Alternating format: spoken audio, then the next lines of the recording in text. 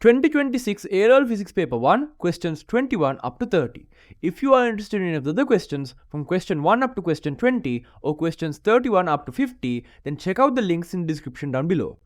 Now moving on to the first question, question 21 says, a mass capital M is suspended from a rigid support by a light vertical spring as shown in the figure.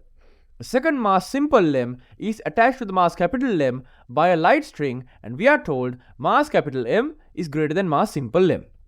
Now given this, they say when the system is in equilibrium, the string is instantly cut. So the string in between these two masses is instantly cut. Now when this happens, they say consider the following statements. Statement A says immediately after the string is cut, the tension in the spring becomes capital Mg. Statement B says immediately after the string is cut, the mass capital M accelerates upwards with a magnitude of less than g. Statement C says, finally, the mass capital M will begin to perform simple harmonic motion about its new equilibrium position. Now out of these, they are asking us which ones are correct. If we start by considering statement A, in this spring, at the point of equilibrium, since the downward force of this mass here is mg, simple mg, and the downward force of this mass is capital Mg, and the tension here is going to transfer this mg force up to this mass as well, the overall tension in this spring is going to be upward capital Mg plus simple Ng, since it's going to be holding both of these masses. Now if the string here is instantly cut, the moment it is cut, while the force of the downward mass is no longer applied to the upward mass, we will still have the same exact tension of capital Mg plus simple Ng, because the spring's extension will not instantly change. It will take time because the spring has to accelerate in order for that to happen. So due to this, the tension will not be equal to capital Mg but will rather be equal to capital Mg plus simple Mg, and hence the answer given here is incorrect. It is not equal to capital Mg, it is instead equal to capital Mg plus simple Mg. So statement A is incorrect. Now moving to statement B says, immediately after the string is cut, the mass M accelerates upward with a magnitude less than g.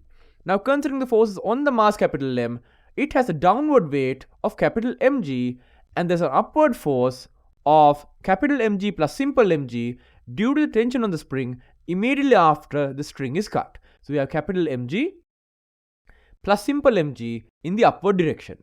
Now applying F equals ma, we can see from F equals ma in the upward direction, we have capital Mg plus simple Mg forces, but in the downward direction we have capital Mg, and therefore we have minus capital Mg on the left hand side for force.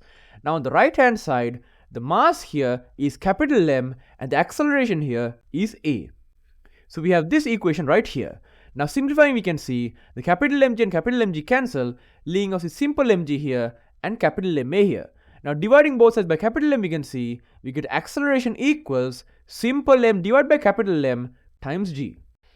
Now in this situation, since we were told that capital M is bigger than simple M divided by capital M, this number is going to be less than 1. Now since this is less than 1, that number multiplied by g will be less than g. So therefore, we can say the acceleration A here is less than g. So we can say therefore A less than g. Now since A is less than g and the statement clearly says it will accelerate upward with a magnitude less than g, the statement B is correct. Now moving on to statement C says finally the mass M will begin to perform a simple harmonic motion about its new equilibrium position. Now currently the place where mass M is not its new equilibrium position. It was the old equilibrium position before we cut the string. The new equilibrium position will be somewhere above the current position of mass M. Now since mass M will pass this new equilibrium position with a certain velocity upward, we can conclude that it should go above the equilibrium point, turn around, come back, and start oscillating in between a point above and below the equilibrium point. Therefore we can conclude that yes, the mass capital M will start to bring in a simple harmonic motion about the new equilibrium point. So statement C is also correct. So B and C are correct, A is wrong, which means the answer is answer number 4. Now moving on to question number 22. Question 22 says, a toy boat floats in a cylindrical water container and the boat carries two blocks A and B of equal mass. It also says the densities of the materials of A and B are 600 kg per cubic meter and 1200 kg per cubic meter respectively. So this means block A is less dense than water and block B is more dense than water, and it also means the volume of block A is double the volume of block B since both of them have equal mass. Now given this, they also say the height of the water in the container is h, and with this we are asked to consider the following two cases. So case 1 here says the block A is removed from the boat and when it is placed on the water surface it floats, while the block B remains in the boat. Now case 2 says the block B is removed from the boat and when it is placed in the water surface it sinks while the block A remains in the boat. Now this is very clear to us since we know block A is less dense than water and therefore it should float, and block B is more dense than water and therefore it should sink. Now given this, they say which of the following statements is true regarding the height of the water level in the container. Now we're not going to read all of this, we're instead just going to consider the situation and try and figure out which of the answers is correct. Now in the initial situation, we have a container with a boat in it and two blocks in the boat. We have block A and block B, where A is bigger than B. A is bigger than B because of course the volume of A must be bigger to have the same mass since A is less dense than B. Now these two float on the water and the water level here is equal to h. Now given this, we do two things, one of which is remove A and the other of which remove B. So if we remove A, we can see we have the boat, and inside of the boat we have B, and outside of the boat we have A that is going to be floating in the water. So the water level is going to be like this, which is going to be partially submerging A such that A floats and B floats inside the box. Now similarly, if we consider the other situation where we remove B, in this situation we'll have the boat with the box A in it, but the box B will sink all the way down to the bottom and deposit itself on the bottom of the container. So we'll have something like this. Now here what we have to do is to consider this water level and this water level. Now in the first situation, the way that I have to think about it is to think about the total water displaced by the boat and the block A.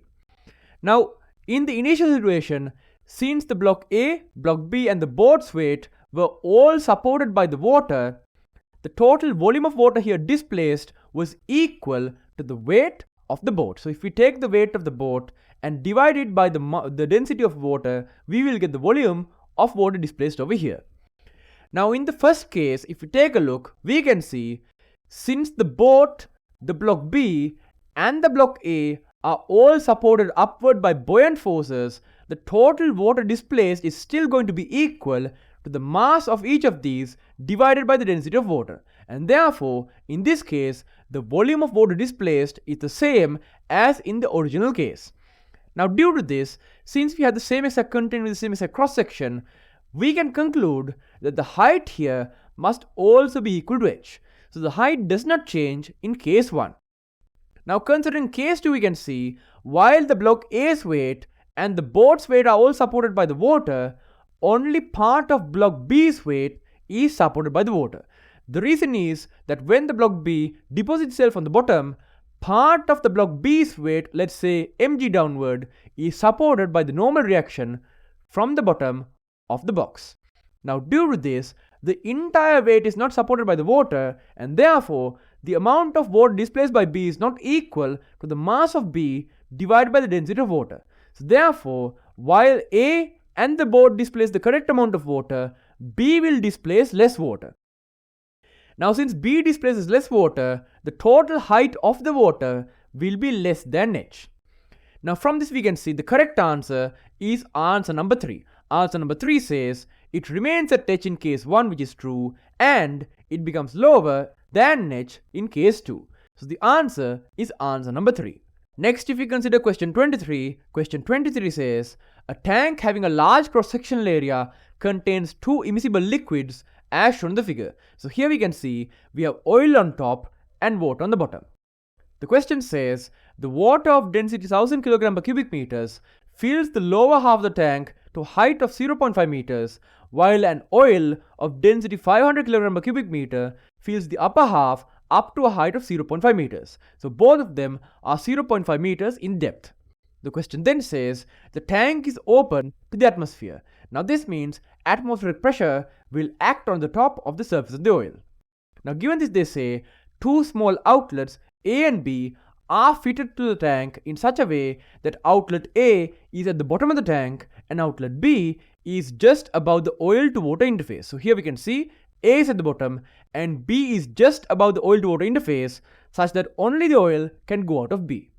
Now given this, they say water flows out of the outlet A at speed VA while the oil flows out of the outlet B at speed VB. And given this, they ask us what is the ratio of VA to VB at this instant. And here we have to assume that the liquids are non-viscous. Now to solve this question, we are expected to apply Bernoulli's equation. Bernoulli's equation says that the pressure plus half rho V squared plus rho GH is equal to constant for all points within a given streamline of a liquid that's non-viscous and incompressible and flowing with a laminar flow. Now here, we are expected to assume that the oil and the water flow out of holes B and A respectively with a laminar flow.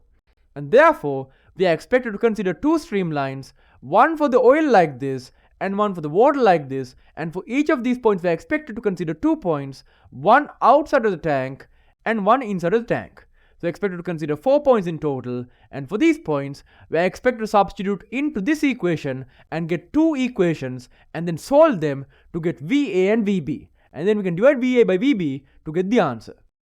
Now if we start with oil, we can see for the oil, if we first consider the external point, we can see at this point the only external pressure here is due to atmospheric pressure. So I'm going to call that P ATM. So here we have external pressure being equal to P ATM plus half rho V squared, which is half, times the density of oil, which is 500, times the velocity, which is VB squared, plus rho GH. Now in this case, if I define H to be 0 at this particular point, I can ignore H for this point. So according to that, I have P ATM plus half times 500 times VB squared. Now on the other side, I'm going to write the equation for the internal point. Now at this point, we have the pressure of the atmosphere, and in addition to that, we also have the pressure of the oil above this point. So therefore, we have to add P ATM plus the height, which is 0.5 meters, times the density of 500 times gravity to the total pressure of this point. Now in addition to that, this point also has a certain velocity, but since the container right here is very large, I have to assume that the velocity on the inside here is approximately equal to 0. I have to assume that because since all the oil from everywhere is trying to go towards this point, any point within this liquid must be traveling very slowly. So I have to assume that V here is approximately equal to 0. So therefore, half rho V squared here is approximately equal to 0. Now considering the last term, rho GH, once again, since for the external point I define this height as being equal to 0, on the inside as well, that height is equal to 0. So with that, we have this equation right here, and solving it we can see, if we subtract P ATM from both sides, we get half times 500 times VB squared equals 0.5 times 500 times G, and here we can see, if we divide the half of here and the 500 and 500, we get VB squared equals G, and therefore VB squared equals 10. Now after that, if we then consider the water, we can see, for the water, if we first consider the external point, at this external point, the only pressure we have is P ATM, and therefore, P is equal to P ATM, and then we have plus half rho V squared, which is half times the density of 1000 times V squared, which is VA squared, and we have rho GH, but here once again, if I take this height as being 0 height, then we can ignore rho GH. So that's it. Now on the other side, we have to consider the internal point. Now once again, since this tank is very large, I'm going to assume that the velocity here is approximately equal to 0. So we have 0 velocity, and in addition to that, we have pressure here of P ATM plus the pressure of the oil plus the pressure of the water.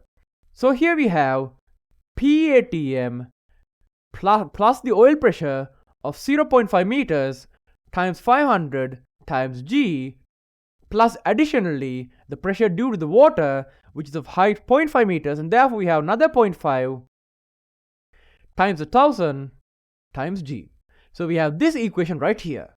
Now subtracting P18 from both sides, we can see we have half times 1000 or 500 times VA squared being equal to 0.5 times 500 times g plus 0.5 times 1000 times g. Now here we can see we can cancel this 500 with this 500 and this 0.5 times 1000. And with that we can see we get VA squared being equal to 0.5 times g plus g. So 0.5 times g is 5 and g is equal to 10. So adding those together we have 0.5 times g, which is 5, plus 10, which is 15. So we get VA squared equals 15. So here we have VA squared equals 15 and VB squared equals 10, and dividing the two we can see VA squared divided by VB squared is equal to 15 divided by 10 or 3 over 2. Now here we can see this is equal to VA divided by VB whole thing squared. And according to that, if we take the square root of both sides, we can see VA divided by VB is equal to the square root of 3 over 2. So therefore the answer here, the answer of the ratio of VA to VB is equal to the square root of 3 over 2, or answer number 3. So with that, we're done with question number 23. Now moving on to question 24. Question 24 says, two sealed cylinders of equal volume are kept at the same temperature. One cylinder contains argon gas while the other cylinder contains neon gas. They also say the relative mass of argon is higher than that of neon, and to assume that both gases behave ideally. Now given this, we are asked to consider the following statements. Statement A says the mean translation kinetic energy of the gas atoms in both cylinders is the same. Statement B says the root mean square speed of argon atoms is greater than that of the neon atoms. Statement C says if the number of gas atoms in both cylinders are the same, then the gas pressures inside the cylinders are equal to each other. Now to understand this and answer this question, we need to know everything about the ideal gas laws and also everything about the kinetic theory of gases. Now for the first statement, statement A says the mean translation kinetic energy of the gas atoms in both cylinders is the same.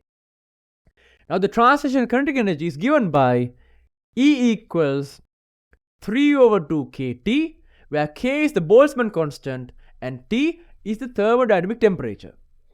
Now since both of the gas samples are the same temperature, we can conclude that the mean translation kinetic energy of the atoms of argon and neon are both equal, since if you substitute temperature into both will have the same temperature and thus will have the same exact energy. So therefore, statement A is true. Now for statement B, we actually have to use this equation once again. So the equation says E, the kinetic energy, is equal to 3 over 2 kT, and we just established that the energies of both atoms are equal to each other. So therefore EA equals En, energy of argon equals energy of neon. Now the statement B says the root mean square speed of argon atoms is greater than that of neon atoms. Now considering EA and En, since they are both kinetic energies, we can write them as half mass of argon, or Ma, times Va squared equals half Mn times Vn squared. Now here, for the average atom, since the root mean square speed will be equal to V squared, we can substitute in those two values and write this is equal to 1/2 Ma Ca squared bar equals 1/2 Mn Cn squared bar. So here Ca squared bar is the mean square speed of argon and Cn squared bar is the mean square speed of neon. Now considering this, we can see if we cancel the halves and rearrange, we can get Ma divided by Mn equals Cn squared bar divided by Ca squared bar. Now here, since we are told that the relative molecular mass of argon is higher than that of neon, Ma will be higher than Mn, and therefore Ma divided by Mn will be greater than 1.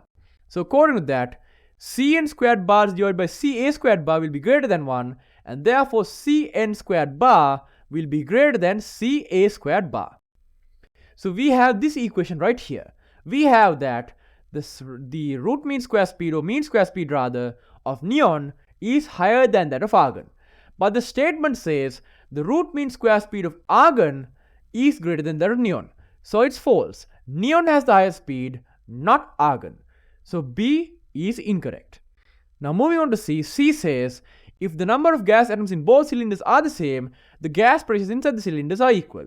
Now for this one, we have to apply the ideal gas law, PV equals nRT. So we get PV equals nRT. Now in PV equals nRT, since the temperature in both of these cylinders is constant, I can divide it out of both the equations. Similarly, since the volume of both of them is equal, I can divide both of them out as well. So dividing those out, we can see we can get pressure divided by the number of moles for argon being equal to pressure divided by number of moles for neon. So pressure of argon divided by number of moles of argon equals pressure of neon divided by number of moles of neon. Now in this case, if the number of gas atoms in both of these cylinders is equal, then we can see Na will be equal to Nn, and therefore Pa divided by Na will be equal to Pn divided by Na. And removing these two, we can see we would get Pa equals Pn. So therefore, if they were having the same number of atoms, then we would get the same pressure in both of them. So therefore, C is correct. So in conclusion, A is correct, B is wrong, C is correct. So the answer is answer number 3. Only A and C are true. Now after that, if we move on to question number 25, question 25 says, a monochromatic ray of light is incident on the interface of two transparent media with an incident angle of theta as shown in the figure. They then say, when theta is slightly increased, the ray undergoes total internal reflection. Given this, they ask, what is the angle between the two outgoing rays in the above two situations? Now if theta, when slightly changed, causes the ray to internally reflect, then we can say at theta, the light ray is critically moving right along the surface of these two interfaces.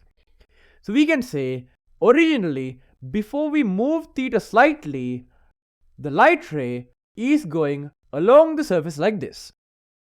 Now consider the situation where we increase theta slightly, we can see our light ray is going to start reflecting like this, and when it reflects, the angle between the perpendicular here and the light ray will be equal to theta.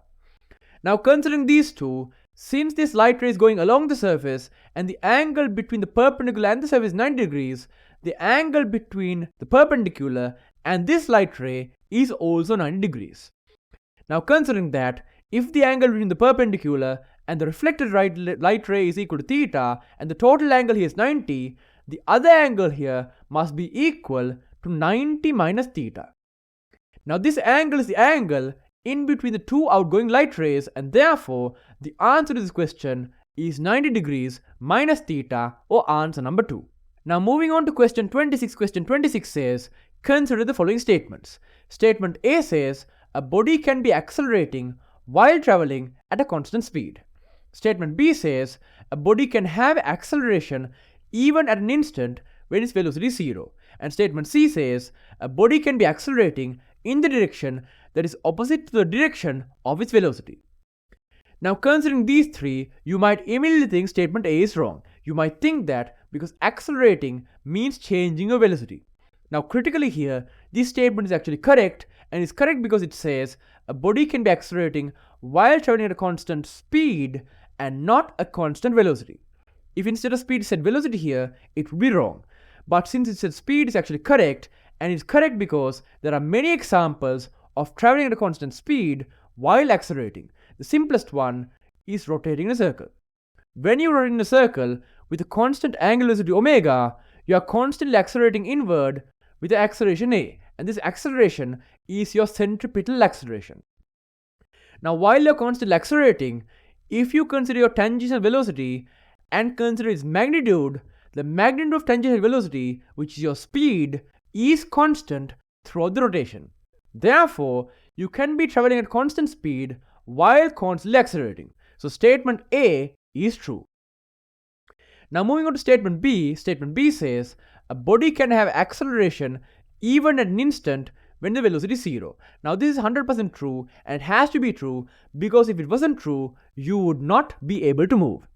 If it wasn't true, an object that is stationary or at rest would never be able to start moving because it cannot accelerate when standing still. So statement B is 100% true. Now moving on to statement C says, a body can be accelerating in the direction that is opposite to its velocity. And this is also true. It's usually called deceleration. So A, B and C all are true. Now if A, B and C are true, the correct answer is answer number 5. Next, if we consider question 27 says, starting from rest, a small spherical ball of radius r falls freely under gravity through a height h in air before entering a tank of water. And here we are told to neglect air resistance. The question then says, the ball enters the water with a velocity v without any energy loss. It then says, after entering the water, if the velocity of the ball remains constant at v until it reaches the bottom of the tank, h is proportional to what?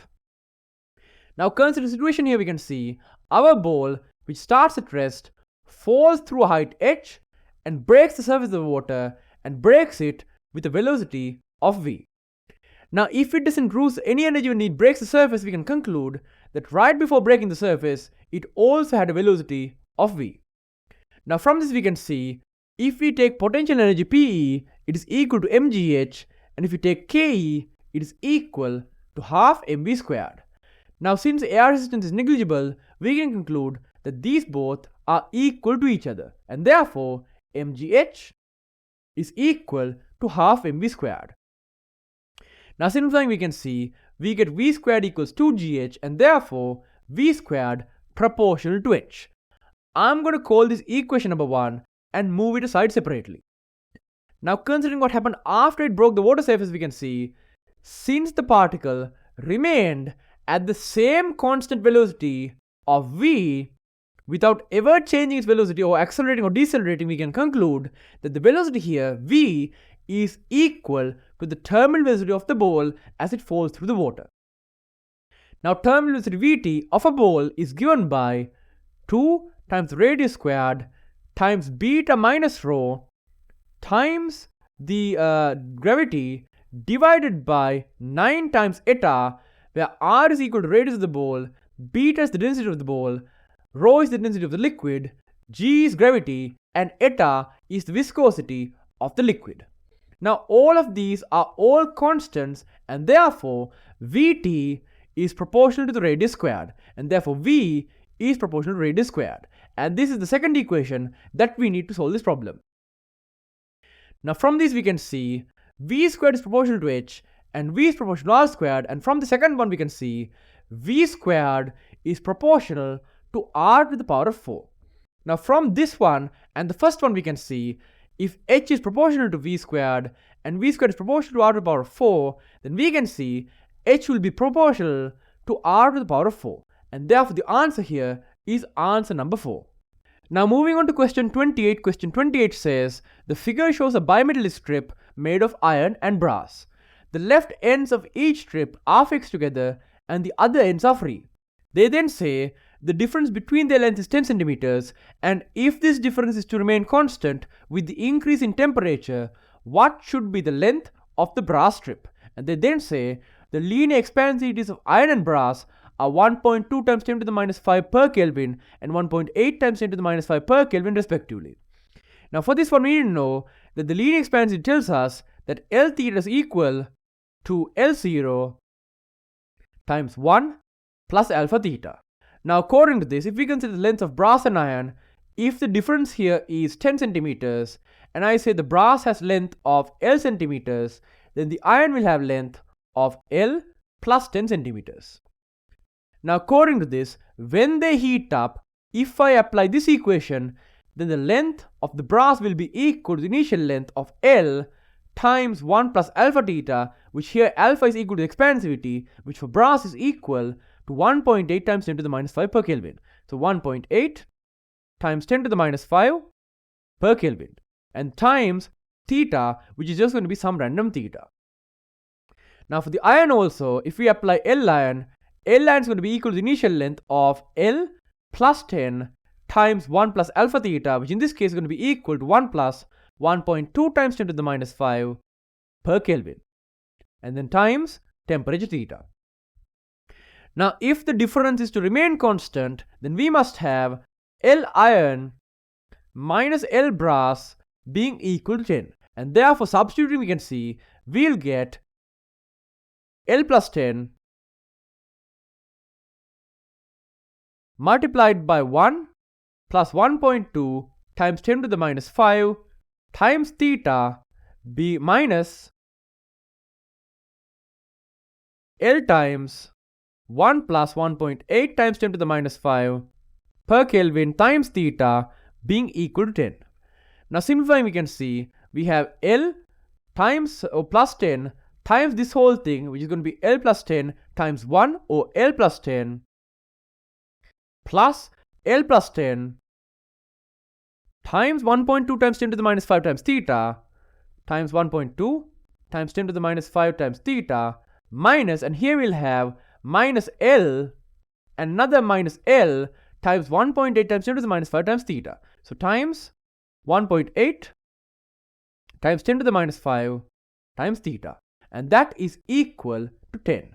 Now simplifying, we can see we can cancel this L and the minus L and this 10 and this 10, and that gives us L plus 10 times 1.2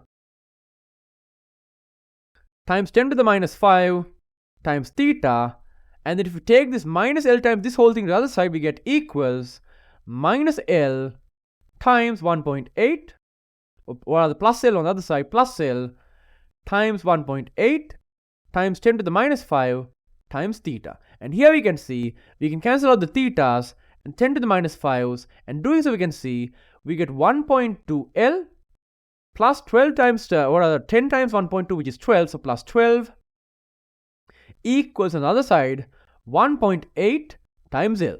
Now simplifying, we can see if we take this 1.2 to the other side, we get 0.6, so we get 0.6 times L equals 12. And dividing both sides by 0.6, we can see we get L equals 12 divided by 0.6, which is equal to 120 divided by 6, which is equal to 20. And therefore, L is equal to 20 centimeters, and the answer here is answer number 4. So the answer 28 is answer number 4. Now moving on to question 29. Question 29 says the output of an SR flip-flop is currently at Q equals 1. They then say after setting the inputs simultaneously to S equals 1 and R equals 1, briefly both inputs are brought back to R equals 0 and S equals 0. Now given this, they ask us which of the following conclusions is true about the output state of the flip-flop now. Now in an RS flip-flop, if you consider S and R, there are 4 possibilities for S and R. You could have 0, 0, 0, 1, 1, 0, and 1, 1. Now out of these, 0, 0 does nothing. It keeps the same state of Q and does nothing new. If you consider next one, 0, 1, S equals 0, R equals 1, will reset yourself all the way down to Q equals 0. So it resets to Q equals 0. Now if you take the other one, 1, 0, S equals 1, R equals 0, we'll set the value of Q to Q equals 1. And finally, if we consider R equals 1 and S equals 1, when both of these are 1 at the same time, our state is said to be unstable or simply illegal. You cannot do S equals 1 and R equals 1. Now when you do S equals 1 and R equals 1, depending on the architecture of your flip-flop, different things can happen. Your value could oscillate, it could become 0, it could be 1, or it could be, unknown until you turn it off again. So in this case, we can say Q is unknown. So we can say at this point, when we do S equals 1, R equals 1, Q has an unknown value. Now after that, they say they bring both inputs down to 0. So we get to the point of S equals 0, R equals 0. Now in this case, it does nothing and gives the previous output. So the previous output of Q, which is the unknown value, is the final output of the system. Now since Q is unknown, we have to say the final output of the system is unknown. And therefore the correct answer is answer number 3. The output state is unpredictable. Now moving on to the final question, question 30. Question 30 says a uniform vertical cylindrical container of height L has a base only which is of negligible mass. Now what the question is actually trying to say here is that the cylindrical container has walls of non-negligible mass, but the base has a negligible mass. Now this part here was lost in translation because in the original singular version, the question says it correctly and says that while the walls have mass, the base doesn't have mass. So anyway, moving on, the question then says, initially the cylinder is empty and water is poured into the cylinder gradually at a constant rate. Now given this, they say, which of the following graphs best represents the variation of the height y of the center of gravity of the system measured from the base of the cylinder with the height h of the water. Now if we consider what's happening here, we can see initially the cylinder is empty, and when the cylinder is empty, the center of gravity is right at the center, and therefore the height y here is equal to the total height of L divided by 2. So at the start, it is equal to L over 2. Now when the water fills up completely and you have the full cylinder being full, then the center of gravity of the water and the center of gravity of the cylinder will both be at the same level, and therefore the center of gravity of the whole system will still be at the central level of y equals L over 2. So at the ends, we must have L over 2. Now in the middle, if you consider what happens, we're going to have the water starting to fill up, and as it fills up, the water will fill at the bottom, and therefore most of the mass of the cylinder and the water will be closer to the bottom than the middle. So therefore, the center of gravity will be lower than the middle, and therefore y will have to drop down a little bit lower than L, or rather L over 2. So a little bit less than L over 2, L over 2 minus delta. Now this will turn around as we get the water level going over the central point of y equals L over 2. As the water level goes above that point of y equals L over 2, the center of gravity will start to move upwards again, closer to L over 2. So therefore, what's going to happen here is that our center of gravity is going to start moving downward, and then at the middle point it will stop and start moving upward again until L over 2 again. So the correct answer is graph number 2. And with that, we are done with the questions from 21 up to 30.